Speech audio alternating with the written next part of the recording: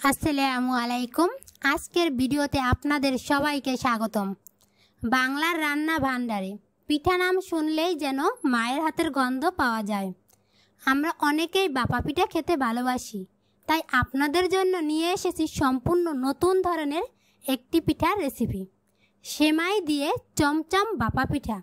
ভিডিওটি দেখে কমেন্ট করে জানাবেন। নতুন নতুন ভিডিও পেতে লাইক দিয়ে চ্যানেলটি সাবস্ক্রাইব করে দেবেন। চলুন রেসিপিটি শুরু করা যাক। এখানে আমি এক প্যাকেট চিকন সেমাই নিয়েছি, আপনারা চাইলে মোটাটাও নিতে পারেন। এখন আমি একটু হাত দিয়ে তেলে হালকা আছে ভেজে নেবেন। এখন একটা বাটিতে আমি সেমাই প্যাকেট ছিঁড়ে ঢেলে নিলাম।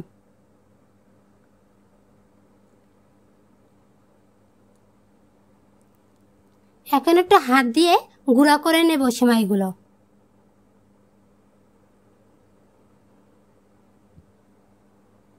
দেখুন আমার সেমাইগুলো গুঁড়া করা হয়ে গেছে।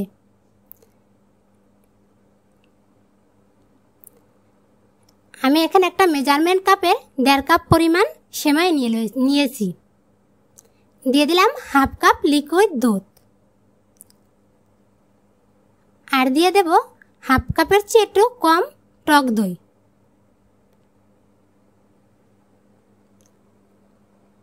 দিয়ে দিলাম স্বাদ মতো চিনি। চিনিটা আপনারা বাড়িয়ে কমিয়ে নিতে পারেন। এখন সবগুলো উপকরণ একসাথে ভালো করে হাত দিয়ে একটু মেখে নেব।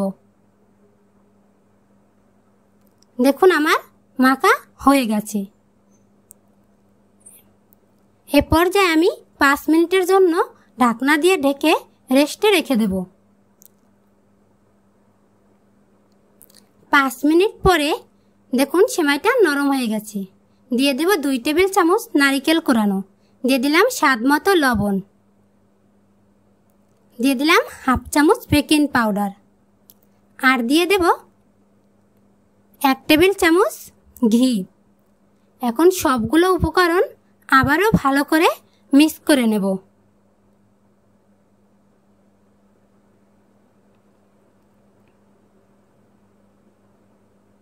এখন একটা চামচের সাহায্যে মেখে রাখা সেমাইগুলো আমি যে আগে থেকে এক্সট্রা সেমাই রেখেছি ওটা ভিতর দিয়ে একটু গড়িয়ে নেব।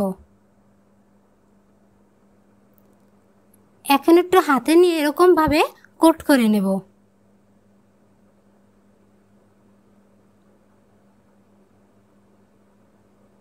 দেখুন আমার একটা পিঠা বানানো হয়ে গেছে। একইভাবে আমি সবগুলো পিঠা বানিয়ে নেব।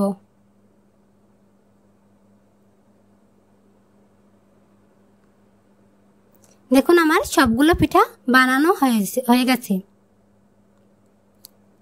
পিঠাগুলো ভাপে দেওয়ার জন্য আমি চুলায় একটু গরম পানি দিয়ে দিলাম একটা প্লাস্টিকের ঝাঁপির ভিতরে এখন আমি সবগুলো পিঠা সাজিয়ে নেব। চুলার জালটা মিডিয়ামের থেকে হাই হিটে রেখে 10 মিনিটের জন্য ঢাকনা দিয়ে ঢেকে জাল করে নেব। 10 মিনিট পরে আমি চুলার থেকে পিঠাগুলো একটু ঠান্ডা করে নামিয়ে নেব। দেখুন আমি পিঠাগুলো এক এক করে সবগুলো সাজিয়ে নিলাম। এখন আমি একটা পিঠা হাতে নিয়ে ভেঙে দেখিয়ে দেব। দেখুন পিঠাটা কতটা সফট এবং নরম হয়েছে। পিঠাটা দেখতে যেমন সুন্দর, খেতেও তেমন মজা। ধন্যবাদ।